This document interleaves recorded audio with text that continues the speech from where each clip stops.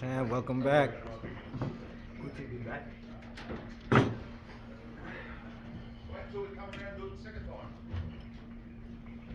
Chan, how excited Andres Gomez coming man boxing. How excited are you to be back here where you won all these titles, the lineal lightweight championship? Now you're back, another chance for the championship. Just how excited are you, man? Yeah, I'm very excited, very motivated, and yeah, big smile when I walked in here because the last time I walked out, I shocked the world and took all the belts back home and changed, Australian boxing history and boxing history that night. So to come back again as a big underdog against a guy who, is from here, brash, feeling himself right now, very familiar. Kambosos, you guys do a face-off? Did you face him off already? No face-off yet, but we had a few things to say back and forth on the table, and yeah, it was good. Look, we're going to say things, he's going to say things, but to be honest, yeah, to me, I respect him, and I think he respects me, but there's a lot of competitive nature to both two guys that want to win, but I make a lot of sacrifices to catch that feeling again, and like I said to him, this is not really about the belt. I've got all the belts at home. It's not about making money. This is about proving my legacy and doing it again and catching that feeling again in the place that I've already created so much history. George, Drew Title, do you consider this your second home since you won big here last time? And do you have any jitters coming back here to try and make another statement? I do consider this my second home. I've had two great wins here. I beat Mickey Bay here 2019, Teofimo Lopez 2022, and here we go again, Hitchins, obviously June 14th. So no jitters. Like I said, there's no real pressure on me. I feel exactly the same I was for Lopez. There's really no pressure on me, and I get to be free and come in and do exactly what I love to do, and I love to fight. Can I make a suggestion? Do your ring walk, the Road Warrior, Mel Gibson. Okay. Yeah. Yes, you're a I'm a road warrior, and I fight best when I'm a road warrior. Yeah. I fight best when I'm away from my comfort zone. I've only ever lost, of course, to Devin Haney Lomachenko in the comfort of fighting in Australia, fighting during the day at 1 o'clock because of the time difference with the American broadcast. Never lost anywhere outside of Australia. So had great victories in America. I think 7 or 7-0 or 6-0 in the US. Fought all over the world, and they're character building moments. I've been here many times, and this will be legacy again on June 14th. And June 14th, like I said to him, and kind of surprised him, June 14th is a good day because it's my birthday as well. So, Saquon Jones with the Boxing Voice. I actually was in Australia at Moguls Stadium and covering the fight for the Boxing Voice when you fought against Haney the first time. There seems to be there's a transformation or maturity to you now after those two defeats and the one to Lomachenko. Can you just walk us through, how the brashness is almost gone and more like, a desire to get back on top is now seems to be, your new way of life, it seems like. Yeah, I'm very motivated. For me, I don't need to sit here and we saw with the Haney fight. When you're champion and you pulled off a big, victory, and everybody is up your ass pretty much. Of course, you're gonna start to grow, and that's how it was. He saw me calling him a rat and saying things that should have not said, but that's in the midst of the war, things happen. But at this point in my career, I'm driven by legacy, driven by catching that feeling, driven by doing this for the love of the sport. It's not really anything else. Shocking the world again. It's a mature Kambosos, a seasoned Kambosos, a guy who has so much experience. Like I said to him, he's had one championship fight. I've had this going on to my 6th championship fight, 12 rounds after 12 rounds. So I feel good at this weight. Obviously, my goal and my motivation is to become a 2-division champion. And June 14th, God willing, I will be victorious again. Kambosos, AB Boxing News. How do you feel at this weight at 140 pounds, and what did you take from the Lomachenko fight coming to this fight? Yeah, I took from the Lomachenko fight that was one fight too long at 135, and I could see that looking back at it, Lomachenko, who's not the biggest guy in the world, was bigger than me. He looked thicker than me, and you could see that I had sucked myself down too much, and again with that rehydration clause of 140, 145 for the IBF at 10 pounds. You know, it's hard work. It's not easy where you make a weight the morning, obviously the day before the fight, and then that night we have to do another 10 pounds. Then we have to go fight 12 o'clock or 11:30. So you got to be up at like 7 a.m. getting ready to go fight a guy like Lomachenko. So yeah, look, I took a lot from them that fight, that lesson. Again, it's Lomachenko. This is an all-time great Hall of Famer, and I know my buddy Hitchins was trying to disrespect him and say that he's better than Lomachenko and Lomachenko ain't shit. And to me, Lomachenko is a Hall of Famer, all-time great, and I've got a lot of respect for him. So I learned a lot from that. I feel fantastic at 140. My last fight against a very tough and dangerous guy who had just come in. Obviously, he was fit and ready. He was about to fight in 2 weeks. 15 knockouts out of 16 victories. Big puncher, strong, nothing to lose, no pressure, and gave me a good fight. But you could see how dynamic I was. I was very sharp, very explosive, until obviously the cut, you know, clean shot. Climbing had me thinking, you know, oops, this could affect the big fight. So yeah, we got through, touched the the water at 140, and here we are now again. So your explosiveness, you feel that you carried the Well, 140 when kilos. Kambosos came to America and everyone was talking about him, obviously I was sparring Manny Pacquiao, and who's this guy? And people started to watch and they said 3-4 punch combinations in and out and moving, and then that kind of diminished. You start to pinpoint where did that go. Obviously I had a hell of a fight with Lopez, but you know, the older you get, the harder it is with your weight. Slowly, that was diminishing, and I was less output. So now at 140, we saw it in my last fight, more output, more chances, not worried about taking a shot and coming back, and that was the old Kambosos. So safe to say he's back. You see Jay with Sportbox TV official. Actually, keeping it on the topic of Pacquiao, what are your thoughts on his return? Actually, yeah, it's surprising. Obviously, I know Manny very well. You know, he's a true competitor. He's a guy that if you put something in his head, and obviously to create more history, he's a guy that's going to give everything and try his best. That's what Manny. One thing I always learned with Manny is give 110% and try your best no matter what. So yeah, he's going to give it his all. Again, you can't beat Father Time though. Father Time is hard, and it was very hard watching him fight Ugas. You could see it, and then watching the exhibition he had with the Korean guy or the Japanese guy in I think last year. Yeah. It was hard to watch. I know Manny. I know the man that I was sparring. I love that guy. So, but again, he's a legend, and if he turns it on, he can still do it.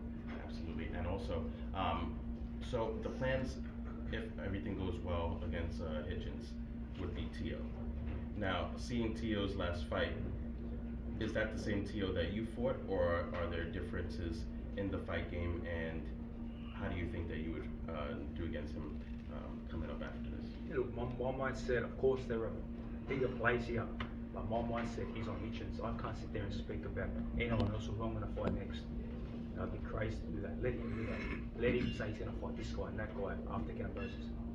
I'm focused on Hitchins. June 14th. After that, who knows? Who knows what's to happen? I might go back on my big boat and start a ferocious fishing vlog and catch big fish like you would have seen me doing. I might go do a UFC fight. Who knows what I'm Does what Teo was saying about him almost dying after the fight, does that sort of taint your victory? Do you? Nah, look, that's just bullshit. You know, that's just him. You know, he was screaming his head off when he walked into the arena and get you Kambosos, and he looked in tremendous shape. But you know, like I touched with Hitchins just before, people will hear him say about certain things, and we've never seen any proof. We've never seen nothing. Now, if that happened to me, here's the proof. But if there was some proof, mysteriously, who's to say that right hand and nearly took his head off, didn't rip his whatever?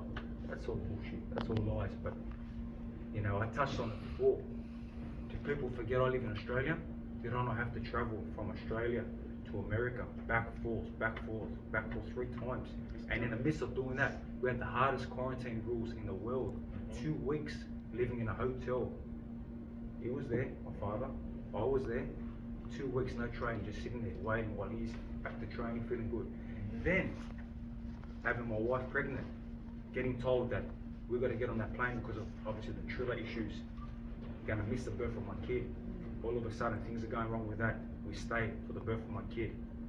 Beautiful, have a son. At the exact moment my grandfather passes away. They're gonna bury my grandfather. Enjoy my son. Prepare to go fight the undisputed champion of the world. Come back to America and beat this guy in his hometown as a 13-1 underdog. People don't hear that.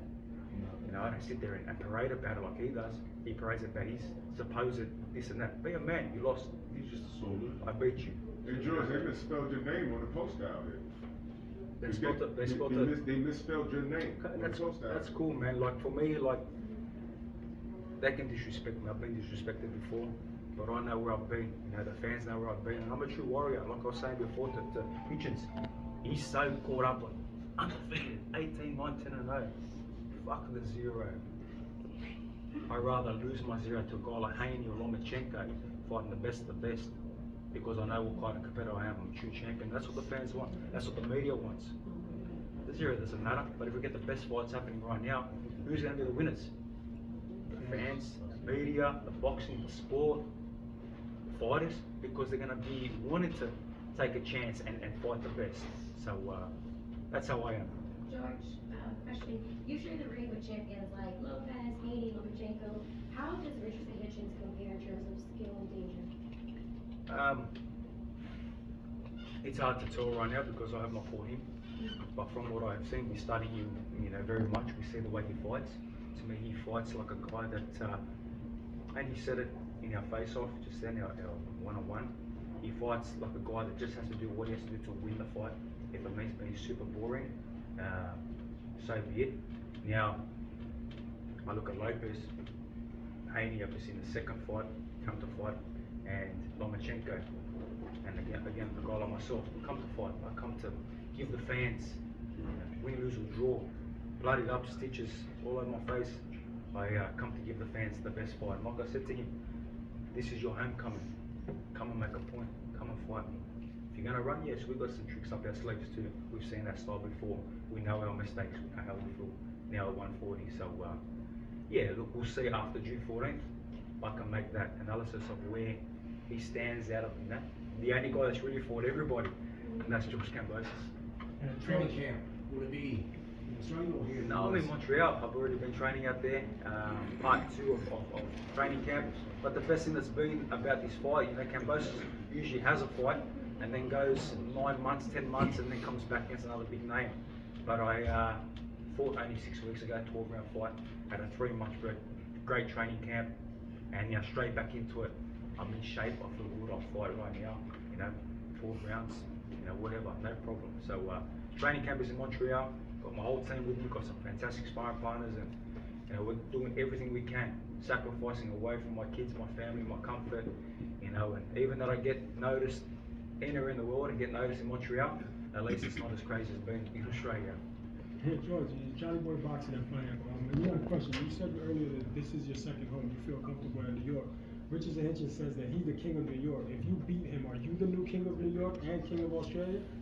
Well, I'm from New York. You can't give that out. We've heard that before. That I've heard that in 2021 that we had a king of boxing, king of New York. Yeah, you called yourself the emperor. The emperor's coming back. The emperor is here. So what's a king to an emperor? Emperor of New York.